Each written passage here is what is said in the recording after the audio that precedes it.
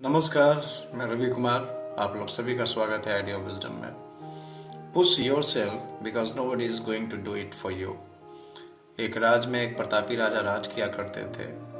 एक बार उनके दरबार में एक बाहरी व्यक्ति का आगमन हुआ और उस व्यक्ति ने महाराज को उपहार स्वरूप एक बड़ा ही बेशकीमती पत्थर दिया। उस पत्थर को पा करके महाराज बड़ा ही खुश हुए और उन्होंने महामंत्री को बुला करके आदेश दिया कि इस पत्थर को तोड़ करके भगवान विष्णु का एक बड़ा ही सुंदर सा मूर्ति बनवाया जाए। महामंत्री उस पत्थर को लेकर के उस राज्य के सबसे बड़े मूर्तिकार जो थे उनके पास गया और उन्होंने मूर्तिकार से बोला कि इस पत्थर को तोड़ करके एक बड़ा ही सुंदर सा भगवान विष्णु का मूर्ति बनाया जाए और अगर तुम सफल होते हो तो तुम्हें 50 स्वर्ण मुद्राएं दी जाएंगी। मूर्तिकार बड़ा खुश हुआ और उस पत्थर को तोड़ करके भगवान विष्णु के मूर्ति बनाने में लग गया। अथक प्रयास करने के बाद भी वह मूर्ति उससे नहीं बन पाया क्योंकि पत्थर नहीं टूट पा रहा था। मूर्तिकार बड़ा ही आश्चर्यचकित हुआ कि इतने प्रयास करने के बाद भी पत्थर क्यों नहीं टूट पा रहा है।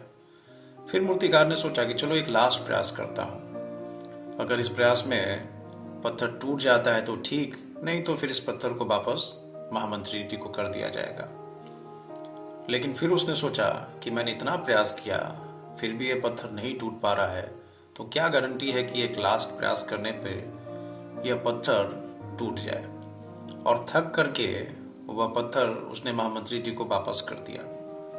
महामंत्री जी उस पत्थर को लेकर के सोचने लगे कि अब किसको दिया जाए। फिर उन्होंने सोचा कि चलो एक दूसरा जो मूर्तिकार है उसके पास जाता हूँ। और उस मूर्तिकार के पास जाकर के महामंत्री जी ने बोला कि अगर इस पत्थर को तोड़ करके तुम भगवान विष्णु का एक सुंदर सा मूर्ति अगर बनाते हो तो 50 रुपया तुम्हें मिलेंगी।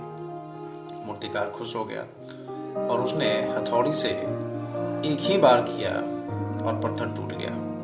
अब महामंत्री जी सोच में पड़ गए। उनको लगा कि काश जो पहला मूर्तिकार था वो अगर एक लास्ट प्रयास किया होता तो आज ये 50 रुपया उसे मिलती। दोस्तों, हम लोग का लाइफ भी बिल्कुल इसी तरह से है।